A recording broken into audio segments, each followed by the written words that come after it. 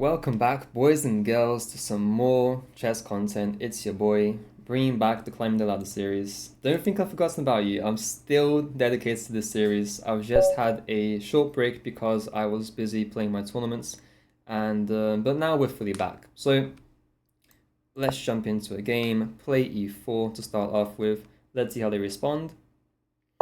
And Scandinavian. I love playing against Scandinavian.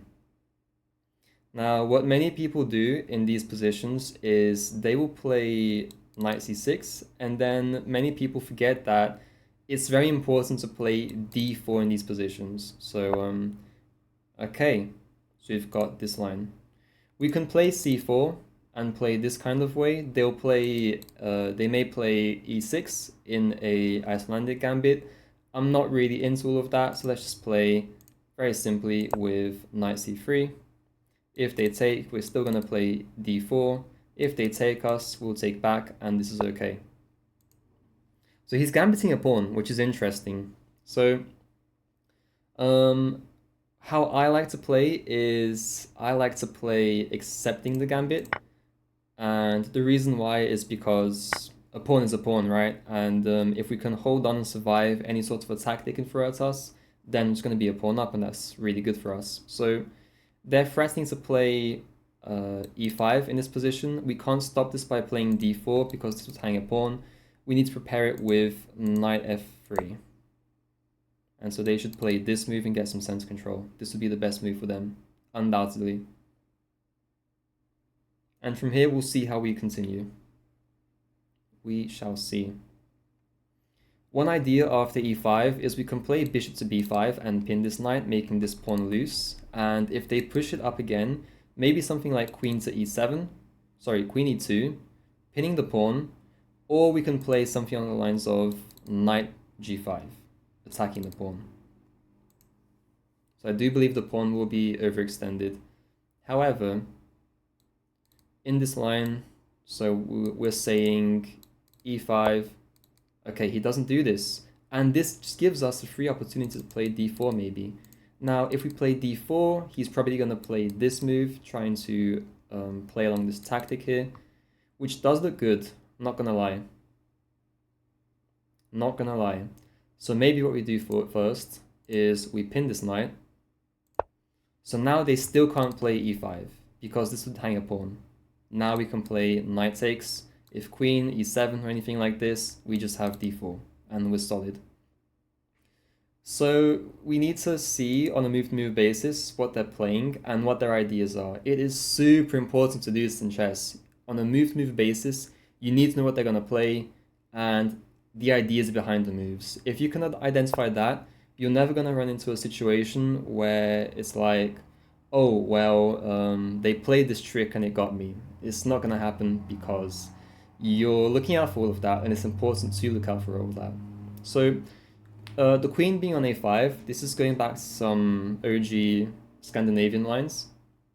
And I think that this is okay for us. Our bishop isn't really threatened here because the knight protects it. So I'm wondering if you can play d4 here. If d4, maybe long castles or rook to d8 would be good for him. If we try and defend this pawn, well, we don't have to defend it anymore because the knight's pinned. So I guess d4 is just a good move. And we're ready to play stuff like castles, bishop to d2, playing along some tactics. And we've just got a very solid position and we're up a pawn, which is great for us. Okay. So now we have long castles. I am not sure if his king is really safe. I feel like we don't even want to play along the... Yeah, I don't think we want to play for bishop d2 anymore. I think the best way to continue is to play takes in this case, because we're weakening the pawn structure in front of his king, and we've got ideas of playing bishop f4, so cutting off these escape squares from the king, which leaves him a lot very exposed and vulnerable. So I like this move now. I think this is a good move. And we'll see how he responds.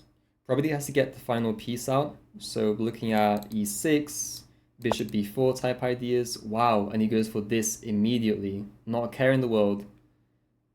I'm really not threatened about losing a pawn. I think actually losing a pawn is good for us here, incredibly. If we just castle short, then take, leaves us with rook b1. And this is immediately threatening rook b8. So you can kind of trick him this way and give back a pawn, but get great compensation out of it. So this is valid. Let's look at other options. How about knight to e5, hitting this, threatening this. Both come with a fork.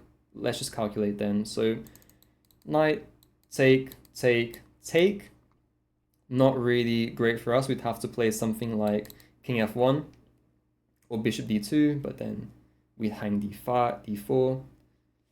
Yeah, I like the idea we initially calculated. Castles and sack a pawn.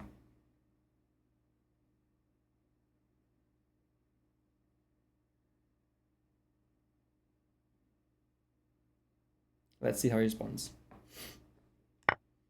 Okay, and he goes for it. Perfect. We take. He'll take. And we will see how it's continue. So I like this idea of rook b1 because it creates a huge threat against him. He will, however, play something like queen takes, and after queen takes, I don't think he wants a queen trade. So I think... Oh, if we move the queen away, he has take, queen take, bishop take, and then we take. So we're actually losing some material on that line. So how about this? How about we just put that whole idea on hold and play something like queen e2 now, threatening this check. Because now the queen trade isn't forced, and we still get a huge attack. So now we're the one gambiting a pawn, which is funny. He wants to play a gambit, now we're gambiting a pawn. I think this gambit, however, is way better because his for leading developments, our gambit is for a huge kingside attack. Queenside attack. I don't know why I do this, I always get the names confused. Let me know if you guys do this as well. If you're ever talking and then you just say the exact opposite like every single time without fail.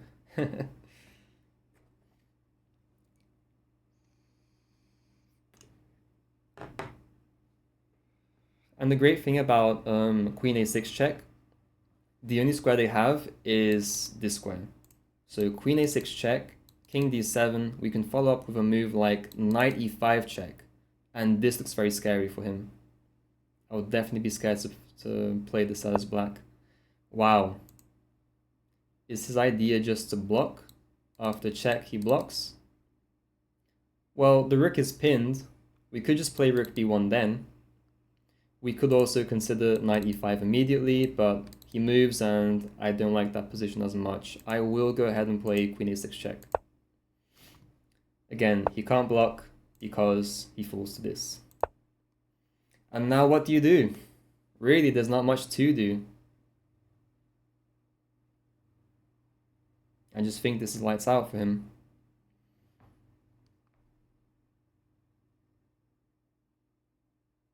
But let's see, there may be a side, there is not anything.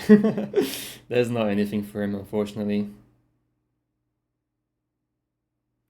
The problem is that there's no way to add a defender. You can't bring the queen anywhere along this to defend because it just falls into the side of the rook, so just a crushing attack for us. And he resigns. Let's take a look at that game.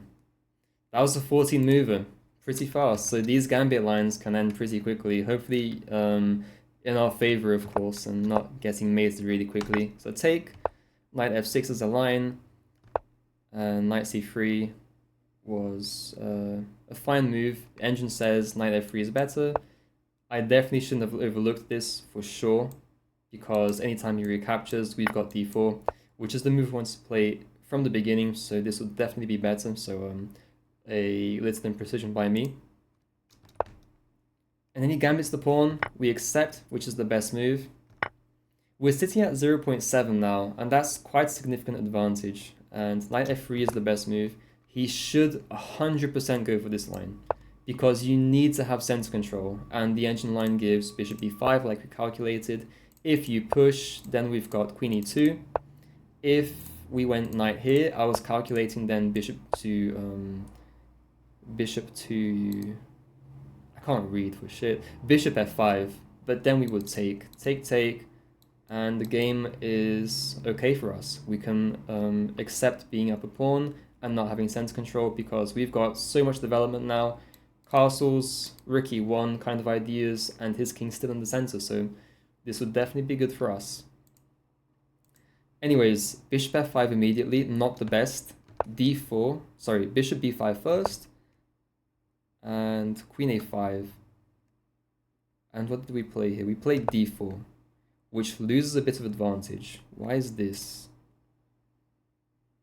So the engine gives knight e5, playing along this pin. Which makes sense. Another move we could play is knight d4, hitting this bishop which is loose at the same time. Then he'd play bishop d7. I'm not sure about all this. What I do know is it's good to have center control, and even though we lose a bit of advantage, we're still +1. So +1 is more than enough.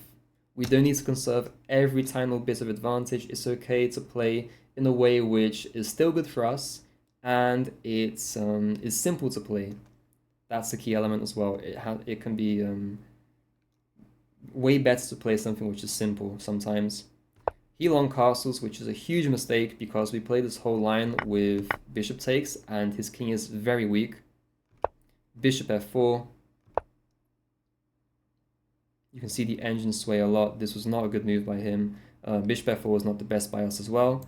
The better move would be knight e5 immediately, hitting this, which I agree I shouldn't have overlooked in this position.